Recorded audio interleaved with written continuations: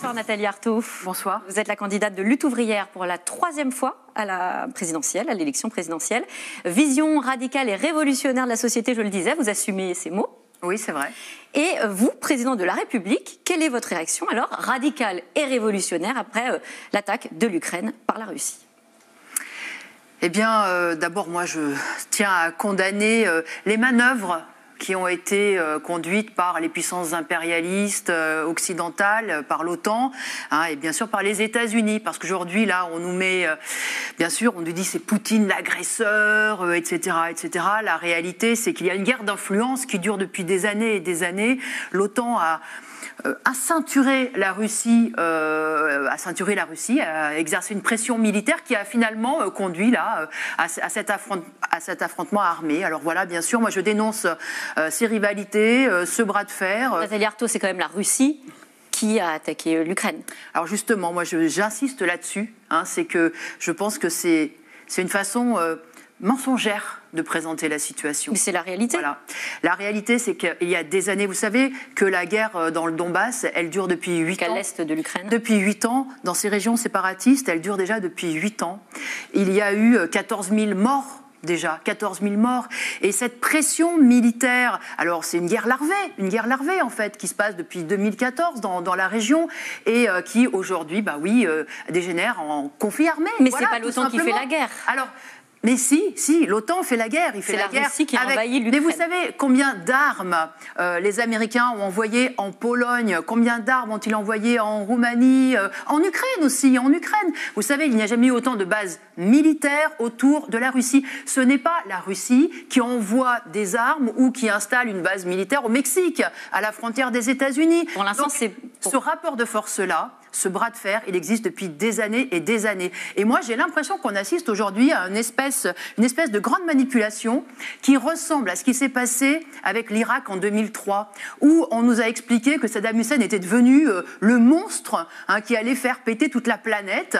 D'ailleurs, les Américains avaient inventé les armes de destruction massive pour partir en guerre et pour envahir l'Irak. Alors voilà, moi j'ai envie justement qu'on balaye déjà devant notre porte, parce que j'ai aucune sympathie pour le régime autoritaire de Poutine, aucune sympathie. Moi je pense qu'il faudrait bien sûr arrêter cette guerre. Les premières victimes, c'est la population. Mais les responsabilités sont partagées. Et oui, exactement, elles sont partagées et il faut balayer devant sa porte, c'est-à-dire devant la responsabilité des puissances occidentales, de la France, qui s'alignent en réalité derrière les États-Unis. Le président de la République a pris la parole ce midi. Nathalie Arthaud, on ne l'avait pas entendu depuis 48 heures. Je vous propose qu'on réécoute une partie de cette très courte allocution solennelle. Les événements de cette nuit sont un tournant dans l'histoire de l'Europe et de notre pays. Ils auront des conséquences durables, profondes sur nos vies. Ils auront des conséquences sur la géopolitique de notre continent. Et nous saurons ensemble y répondre. Vous êtes d'accord avec le président de la République, c'est un tournant dans l'histoire de l'Europe ? Je ne sais pas, cette guerre peut dégénérer, peut effectivement se transformer en affrontement encore plus général. Et je le redis, les premières victimes, ce sont les populations, ce sera les populations d'Ukraine, de Russie, peut-être nous aussi, nous en subirons les conséquences. Mais moi, je tiens à dire que cet appel à l'unité nationale, non, je ne marche pas. Je ne marche pas. Et je ne marche pas dans cette montée là, du climat belliqueux pour dire, finalement, il faut absolument combattre Poutine. Alors, que doit faire la France, etc. Que doit faire la France ? Moi, j'appelle surtout la population justement à ne pas marcher dans cette guerre qui n'est pas du tout de son intérêt. Mais on abandonne les Ukrainiens ? J'espère que les Ukrainiens, ils ne marcheront pas dans l'exacerbation de ce nationalisme. Et moi, ce qui me révolte, c'est que effectivement, ils vont être victimes des bombes, mais ils sont en plus victimes de cette haine nationaliste. Ils sont poussés chacun dans un camp, alors même que ces populations, elles vivent entremêlées, alors que ces populations russophones, ukrainiennes, elles se sont mélangées, ils se sont mariés, ils ont des amis, des familles, etc. Et là, aujourd'hui, ils sont chassés de chez eux par Vladimir Poutine. Poussés dans un camp ou dans l'autre par les manœuvres à la fois de l'OTAN, de l'impérialisme américain et auxquelles répond évidemment les manœuvres aussi d'un Poutine. Donc on n'arme pas les Ukrainiens. Alors sûrement pas. Et même y compris ces fameuses mesures de rétorsion, ces sanctions ces sanctions qu'on dit vouloir infliger à la Russie, la réalité, c'est que ça sera encore la population qui les paiera. Donc moi, je suis absolument contre. Donc les oligarques milliardaires russes qui ont des avoirs, des biens, des yachts, des châteaux en France, on ne bouge pas.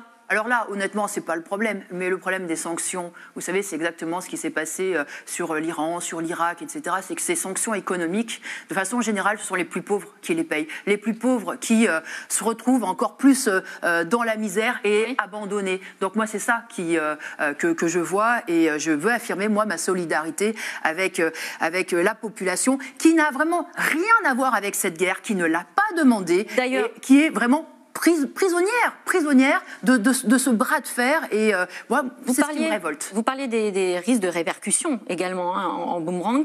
Pour le coup, les répercussions concrètes chez nous, ça peut être aussi sur le prix de l'énergie. Oui, bien sûr. Quelles mesures proposeriez-vous pour éviter que ça explose ?